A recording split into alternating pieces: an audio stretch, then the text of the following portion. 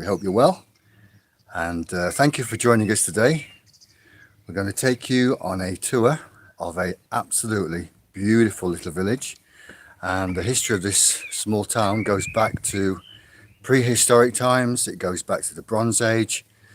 Neolithic flints, burial mounds are up on the downs. There's traces of old field systems going back 10,000 years, and it's a beautiful place. Hopefully the signal will stay, because we're having slight trouble connecting and keeping it at the moment. So guys, I'm going to take you for a walk, and we hope that you enjoy. And I'll try and explain some of the buildings, and I'll try and explain some of the history of the village as we go through.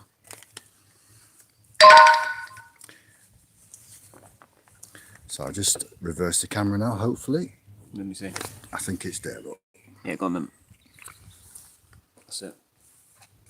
There you are, everyone. It's a beautiful village. It was actually built in the year, laid out as a town in the year 1220.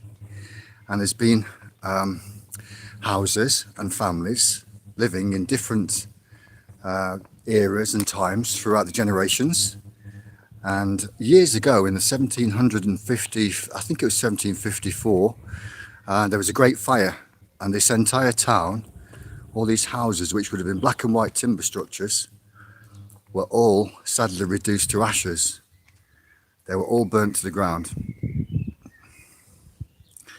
So I'm just going to take you on a short walk down to the village, and hopefully we will keep the signal. Now, I can't actually see the live chat, so I can't answer any questions, but we're quite happy to have a little chit chat at the end and answer any questions that you may have.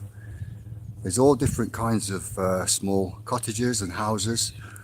The stone ones like this were built in the 1700s. The later red brick ones were built from the 1850s onwards. And as you see, there is quite a selection of small cottages. And these houses now that were once lived in by poor people like farm labourers and ordinary people now cost an absolute fortune, perhaps £250,000 just for a small cottage.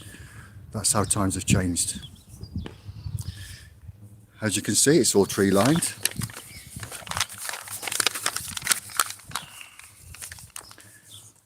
And here's a beautiful old church.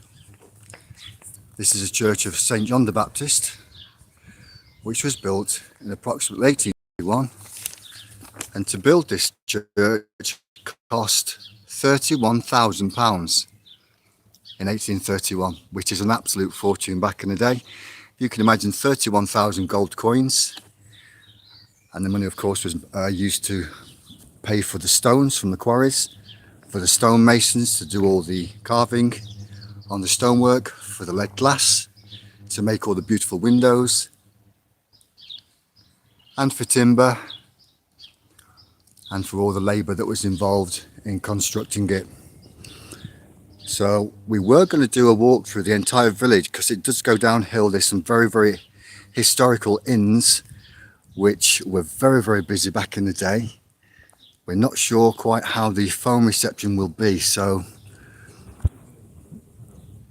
perhaps the video may be a little bit shorter than what we was hoping, but we hope you guys will just enjoy.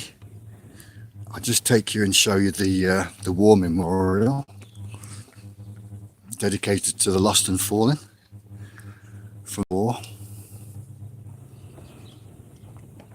This memorial was erected in grateful memory of the men of this village who, in the Great War 1914 to 18 and the Second World War 1939 to 45, endured hardness, faced danger, and finally passed out of sight of man by the path of duty and self-sacrifice, giving up their own lives that others might live in freedom.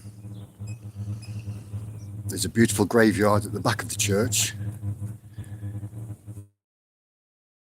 But because phone reception isn't very good, I think we will take you now to see the back of the church. It's a beautiful structure.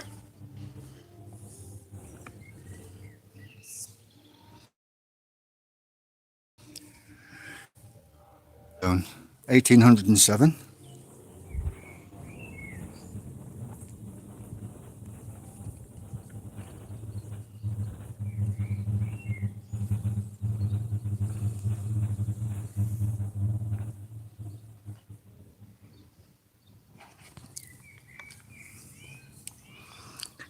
You guys going to give everyone a wave?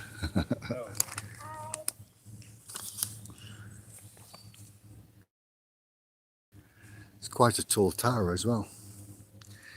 And the roof is made of tiny, tiny clay tiles. Goodness knows how many hundreds of thousands of those there are.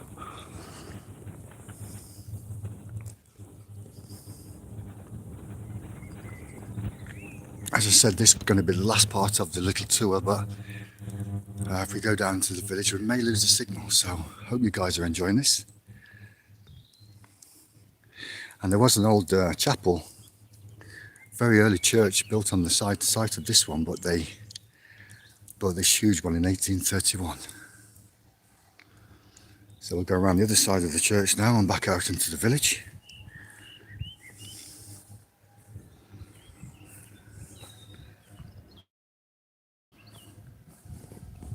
Beautiful gravestones.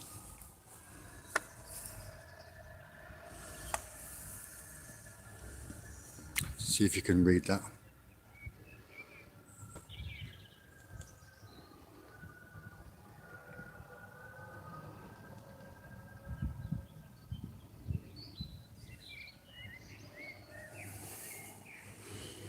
That one's dated 1824.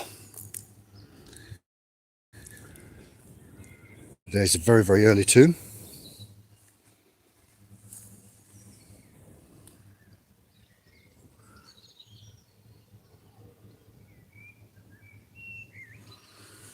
Unfortunately, I can't read the inscription there because it's quite faint due to weathering.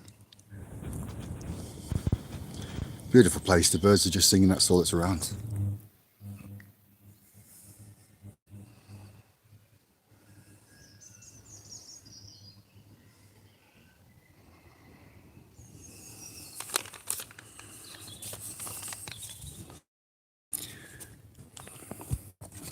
Sorry about the wobbling, everyone.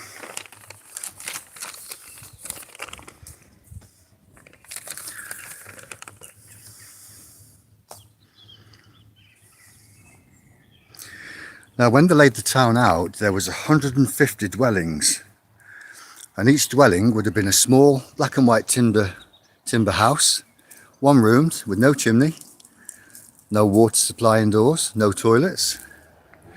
They would have had a well nearby, which probably communal, used by everyone, and of course the toilet was a hole in the back garden, or maybe a pot, if they could afford one.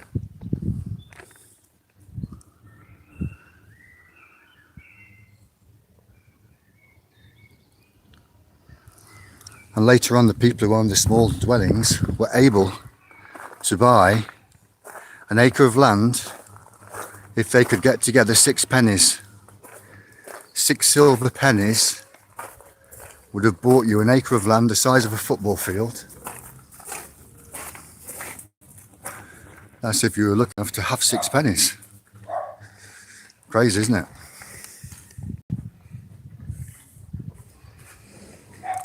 Now, as the years went by, the village did prosper because it was on the main postal coach route between London and Exeter, which meant the coaches and horses would stop in this town to actually change the horses, and people would stay in the inns. And in 1754, there was actually, I think it was 14 inns.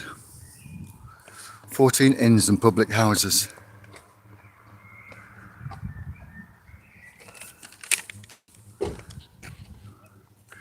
So it was a very, very busy place. Houses.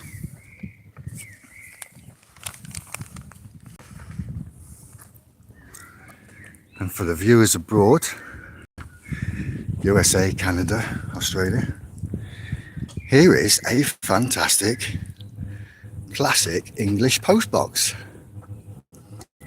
Post office, next collection, and it dates to King George. There's his initials in the classic postbox red, as the colour is called, and there's an old enamel sign still in place. Probably worth about £150 now.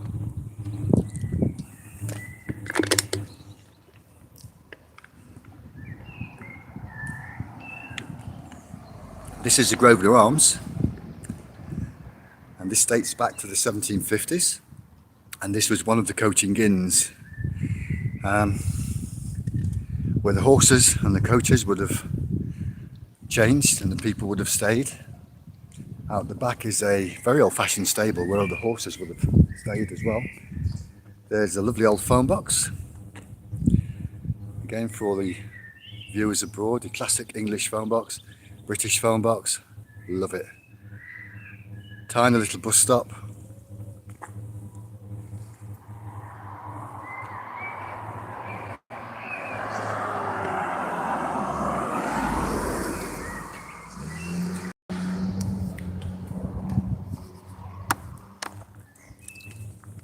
Just going to show you something.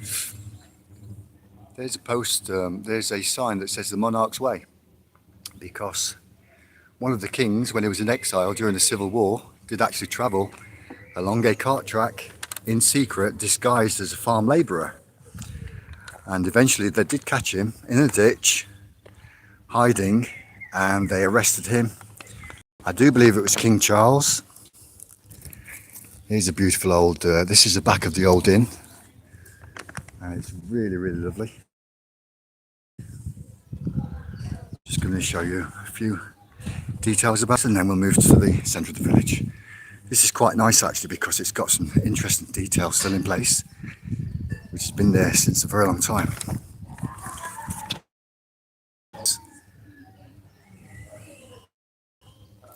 And have a look at some of the older buildings. And the street we're walking on used to have a market. Since the year 1220, it was allowed to have a market by the king, and the stall holders would travel far and wide, and they would be selling many, many, many things. Just bear with me on the traffic.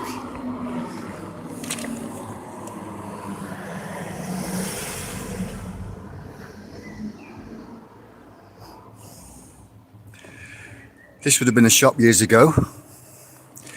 I believe it was an ironmonger's shop, which would have sold all kinds of tools.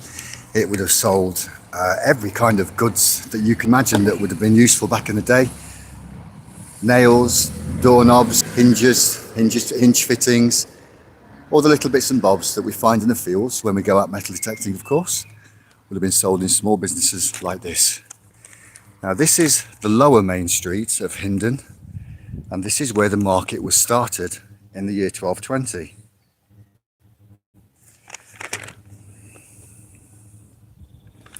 And the market did run until the year 1881, when sadly it actually ended. The coming of the railways kind of finished the markets in this area, because people could travel on the railway and go to the towns more easily. Because before that, of course, they would have travelled far and wide by horseback, on foot, just to get weekly groceries, to buy the necessities that they needed back in the day.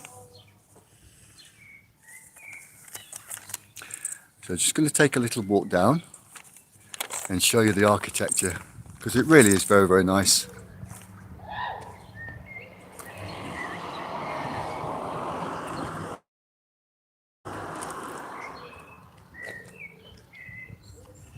And when the fire happened, it actually started in the blacksmith's forge. Actually started in the blacksmith's forge, when a spark ignited his roof, and the fire quickly spread and decimated the entire town. Well, the upper half anyway. And luckily, only one person was killed in the calamity of the fire of Hindon. But all the houses were destroyed in the top half of the village, but fortunately, because it's quite a prosperous place, they clearly rebuilt it. This is one of the old inns as well. It's now a house, but the fact it's got an entranceway there, that's where the horses and the coaches may have pulled in and gone under to change horses. There was 14 inns in this small town. Hard to believe really, isn't it? But as I say, it was the main coaching route from London to Exeter. So very, very, very busy place. So we'll take you down to see some more of the old houses. There's a beautiful big Georgian one, a mighty fine house. I do apologise if the camera is shaking slightly.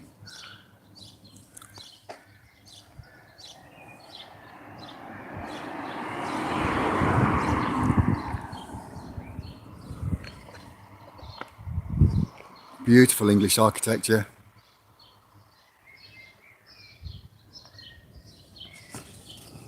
Beautiful place to live.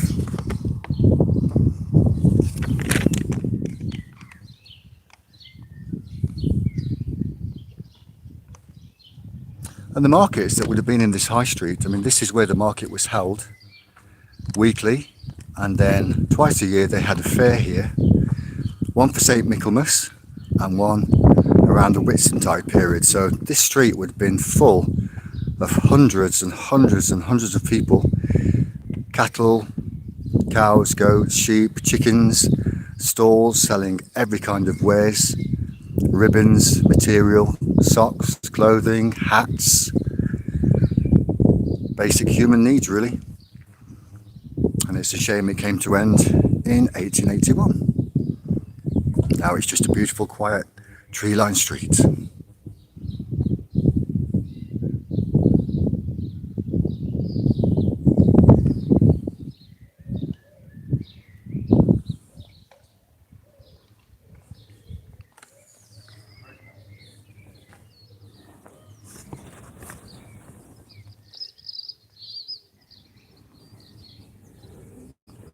Beautiful Georgian house.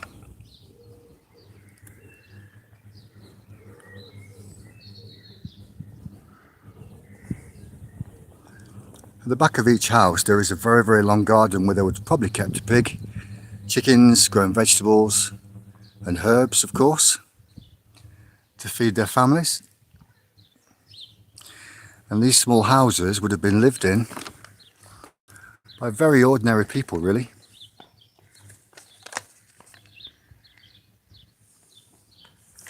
The town was important enough to have actually have its own constable and a bailiff, and if anyone misbehaved they would be put in the stocks and the pillories.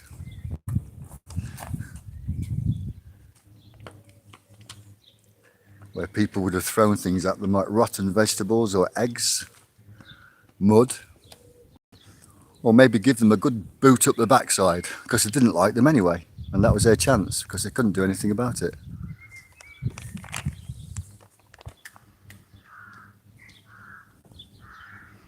There's a small Victorian chapel.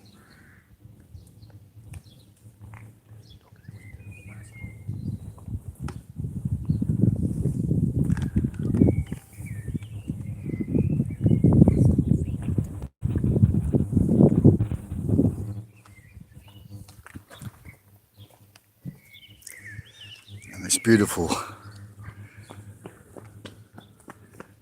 There's a beautiful show of wisteria. Beautiful plant. It grows huge. It can cover an entire house in maybe 5 or 8 years, and it really does give a good show of flowers.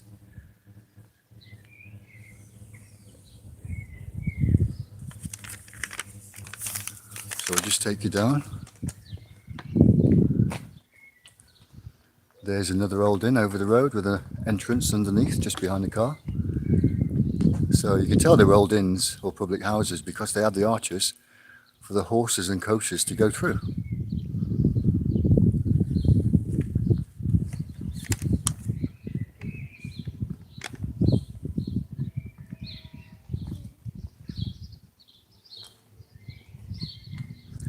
And of course all these houses, which are now costing a fortune, would have been lived in. Simple people such as farm labourers, carpenters, shepherds, thatchers, blacksmiths, clockmakers,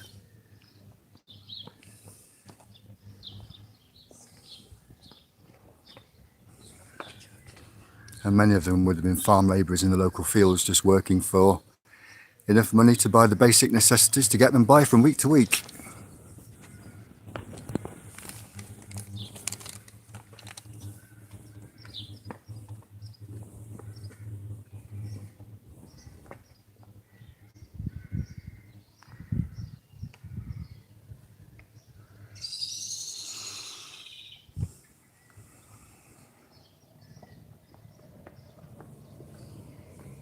You can see the street was very wide actually to accommodate. Oh, look at this! You've got to see this, guys. Look at this.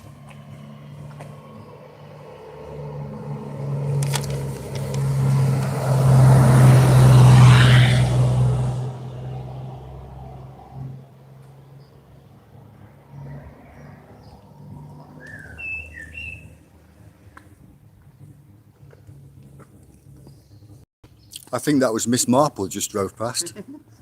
I think it was Mrs. Marple's husband. Mustn't rumble. We hope you guys are enjoying this. Very, very shortly. And we do appreciate you coming in, guys. Of course, it's much, it's just lovely. Wonderful. There's a beautiful big old stone house. There's an interesting feature. This one has the old lead windows there with the stone mullions, and you will see there that one's actually been bricked up. That one there's been bricked up. There was a reason for that, and it's simply because they introduced a tax. I think it was in the 1700s, which was called the window tax. So to save money, some people would actually brick up the windows because they would charge them per window. It's called the light tax. And most of these houses would have been at one point, would have been thatched as well. And of course tiles come along and it's been replaced with tiles.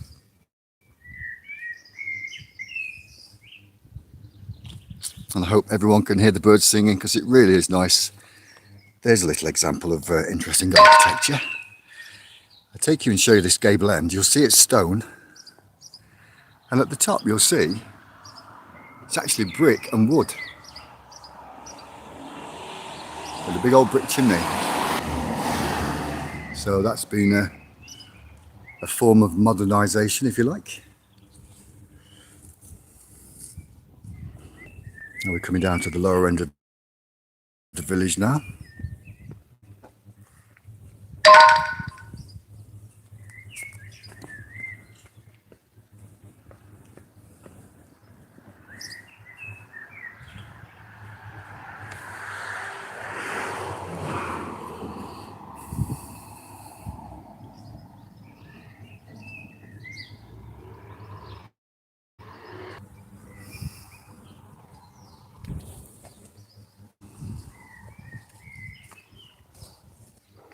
Very nicely kept village.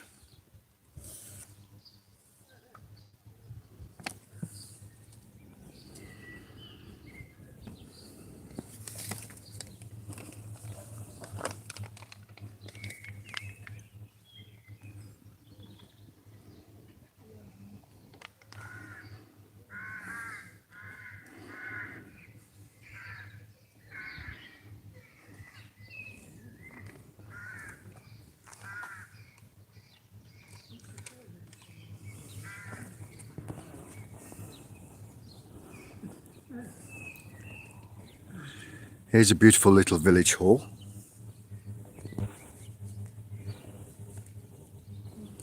Beautiful little village hall.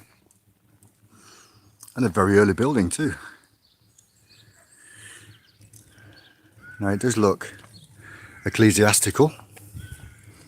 So it may have been a very early church or a chapel.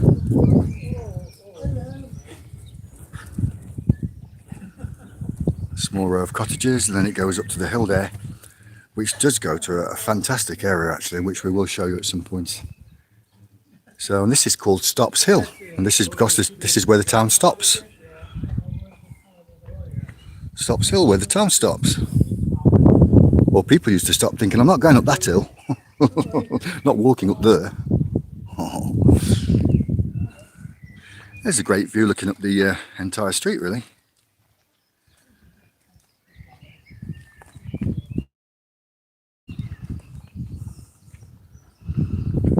Beautiful house called Iverdene.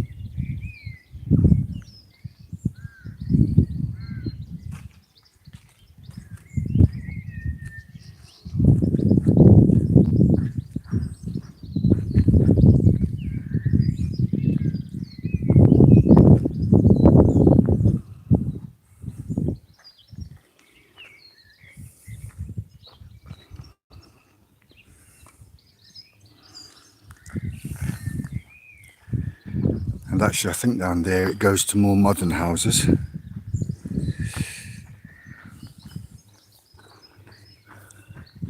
But we do have a really very exciting video to show you at some point, which will really be a bit of a shock, because I was shocked when I saw it. So that one's in the pipeline, everyone. You'll have to, you know, be there with us when we premiere that one. But it's certainly an amazing place. I saw it about 12 years ago, to be honest. Going back 12 years. There's a culvert that takes away the excess water when it floods. A part of me wants to get down there and look for pottery. In fact, I could see a piece there.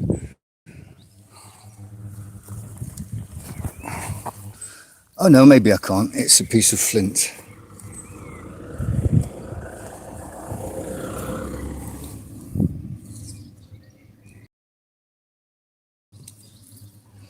You never know what you're going to find.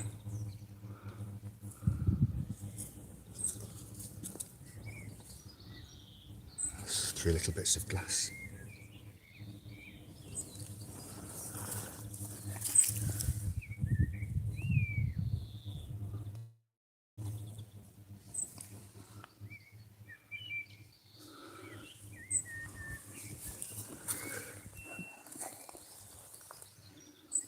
There's a piece of flint. Didn't actually expect to jump into this ditch.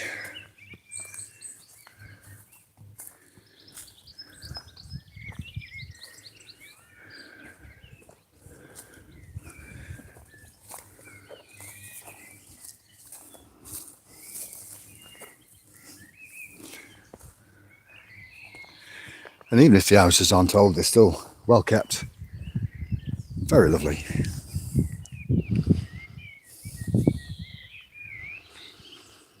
Hope you guys can hear the birds singing.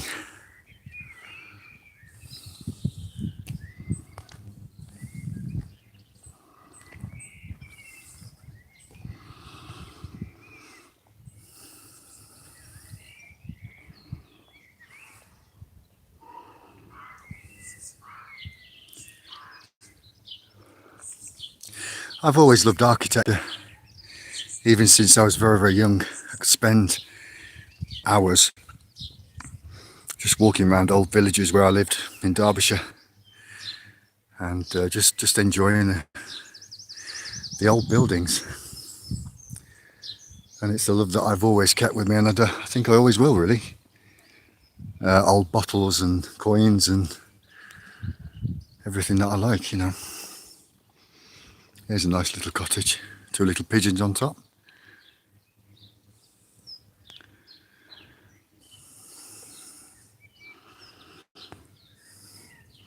This one will date to about 1600, maybe 1500. Originally would have been one room.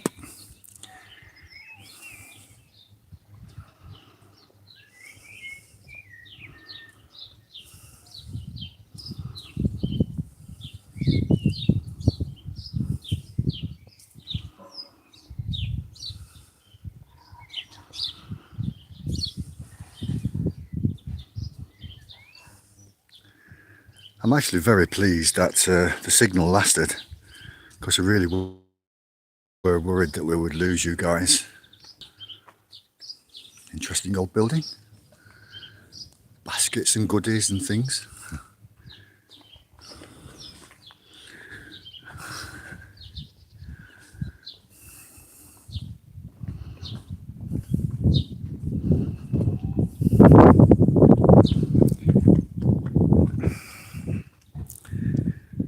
So this is getting to more modern houses now, really.